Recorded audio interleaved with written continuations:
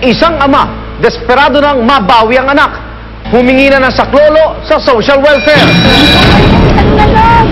At ngayon, humingi kayo ng 20. Sinasabi lang yun para magbukol ka yung gusto sa mga anak mo. Hindi mo ginugustuhan eh. Mrs. Suko na! Gusto lang ipakulong ang sobrang selosong mister. Bitaw ka pa! Mali ako! Pero huwag niyo ko saktan! Labas mo yung sinasabi mong totoong may lalaki ako. Hindi ko Dahil nga kung kaya. totoong may lalaki ako, ilabas mo Mahal yung kita. ebidensya mo. Sabi ko sa'yo, At isang lalaki, lasing na nagboto.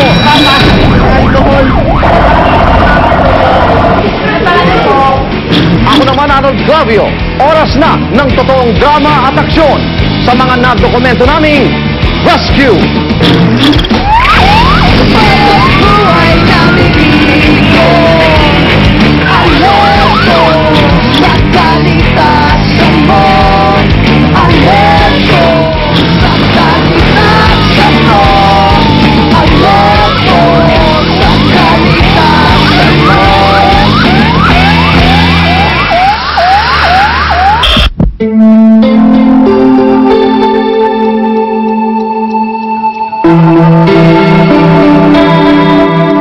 Namatay sa panganganak ang asawa ni Marcelo may isang taon na kararaan.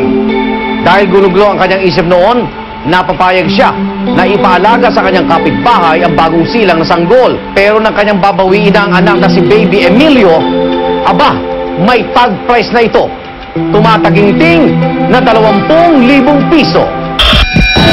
Agad po namin inaksyonan para po makuha po natin yung bata doon sa nasabing kapitbahay na parang ayaw niyang ibigay doon sa ama.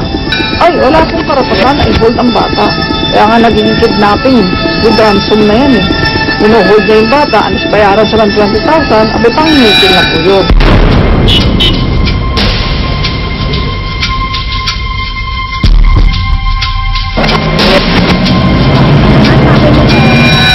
Kasi po, ang sabi ng nila, napapagpunta-punta yung bata. Wala po yung pag-uusap niyo na yun. Kami na po nakikipag-usap sa inyo. Ang bata po kailangan makuha ng tatay. Ngayon mismo, Opo.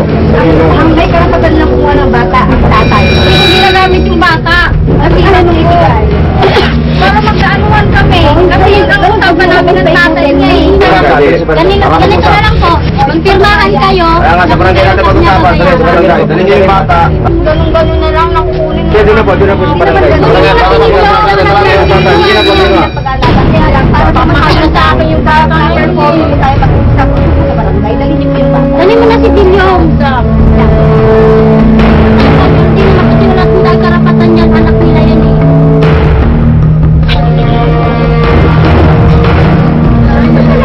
Halika na yan. Halika na. Saan mo na kung kukunin?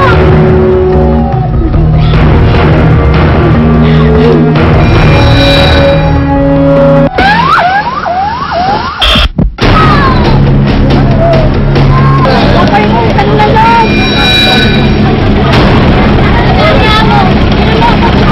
Halika na dito. Bakit ka doon? Hindi ko lang yung pagkala. Alam ko. Ngayon, humingi kayo ng 20,000. Sinasabi lang yun para magbukol ka yung gusto sa mga anak mo. Hindi mo ginugustuhan eh.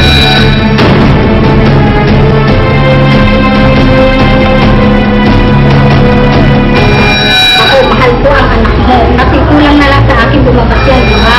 Pag wala kang binibigay sino nagsusuporta ako. Yung ang tatay ay gusto nang kunin yung bata. Anytime, pwede ko yung kunin. Ngayon, yung sinasabi niyo po bayad sa servisyo ninyo, eh, pag-uusapan niyo po yung magkalang, yung sobrang yung 20 ko, hindi ko kakayanin. Sinabi ko na yung wala akong magagawa kasi anak na yan eh. Ako may ang sa akin lang po, yung servisyo ko. Hindi naman po lahat ipiway na lang. Eh, huwag niyo naman po siya mangyala hindi Kung naman magkano, kaya. ano mo man? Ngayon mo sa servisyo ma. Kano kaya mo? O, sige, 2,000. Ayun lang. Pero ano mo?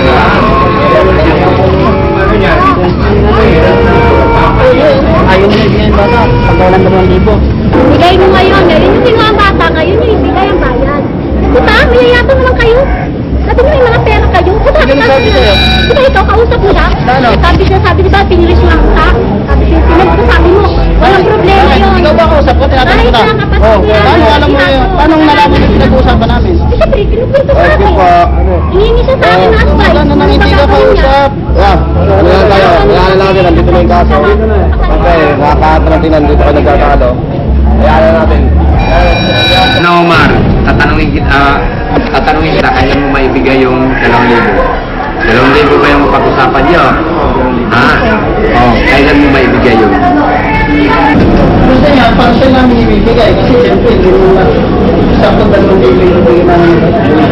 Sa darating na September 20, 2010, si Marcelo Gabel, magbibigay ng 1,000. At sa darating na October 5, ay yung natitirang 1,000. At sumang-ayon naman itong si Josie Florindo.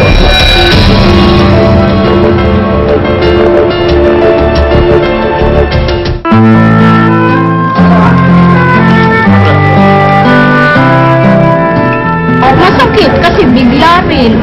Ayoko man. Wala akong magawa. Pero ang sakit-sakit. Ngayong gabi, hindi ko na siya kapilit.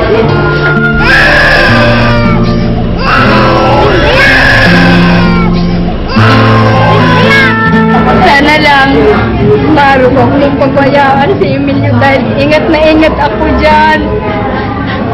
Kahit ano hindi ko pinapabayaan dyan, kahit anong gawin. Sana lang kuya, huwag niyong pabayaan si Emilio. Ito po ngayon po, ngayong gabi ay ibibigay po namin ang bata sa custody po ng ama bilang siya po talaga yung nararapat lang na mga laga doon po sa kanyang anak.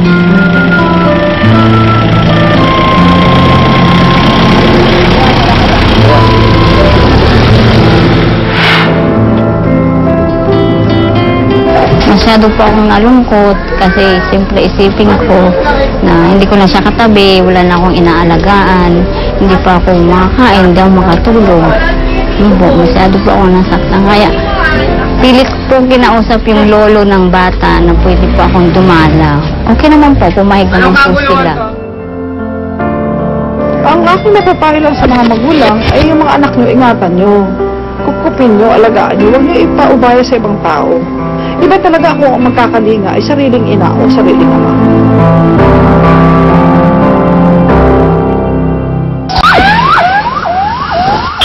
Sa bawat pagresponde, expect the unexpected ang patakaran ng mga rescue team. Kaya para sa Metro Rescue, kahit papunta sila na sunog, hindi na sila nag-alinlangan na iligtas ang isang motoristang na aksidente na agaw buhay na.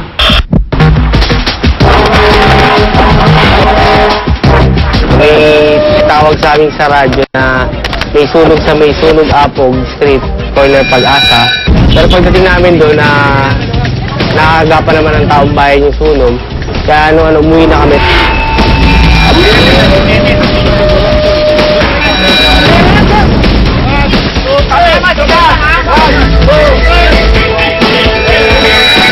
Pag lumiresponde kami sa sunog, kasama namin lagi yung aming ambulansya na Metro Rescue. Dahil hindi natin masabi, minsan may aksidenteng nangyayari sa sunog. At nagkataon naman na nung lumisponde kami sa sunog sa may sunog Apog, biglang may tawag sa amin na may na-aksidenteng nakamotor sa may Wanluna Street. Kaya na-respondehan agad. Siya yung kanina nagmamadali. Sa motor?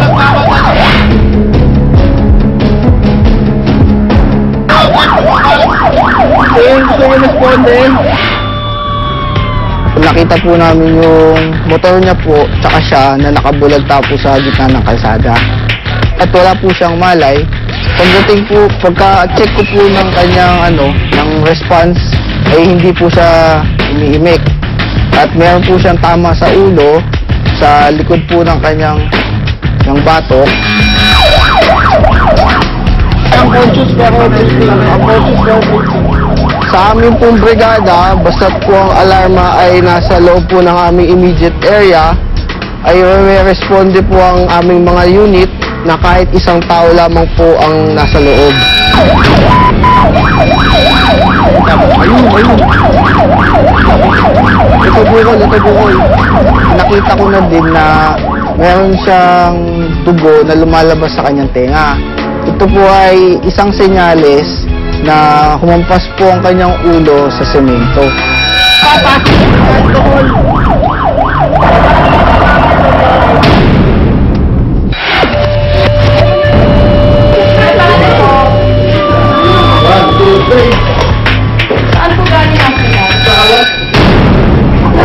So basically yung blood pressure medyo stable. Ang injury niya more sa occipital area here, no? So masagap ata yung tama niya. But ang concern is may blood siya sa may lumalabas sa ear. So kailangan ma-assess kung may fracture yung base ng skull.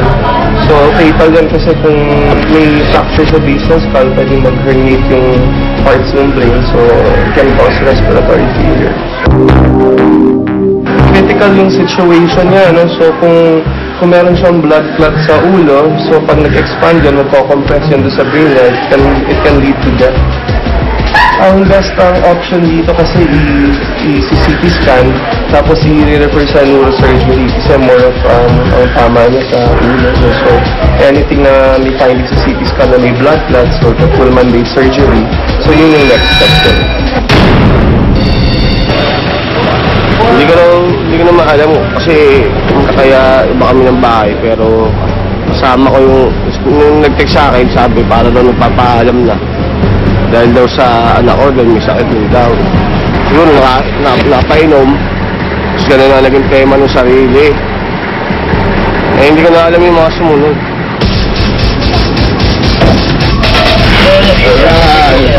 Ano masakit sa'yo? Kaya umaakay na po ang pasyente, posible pong nagkaroon na po siya ng malay at sa oras na po yun, naramdaman na po ang kanyang sakit na tamo sa aksidente. Wala po siya asawa. Wala po rin sana. Ang tanging mama ko lang at saka yung kamag-anak sa Santos ang nasaan namin tutulong dito. Ano po sana mo yung hindi magandang nangyari sa kapatid ko.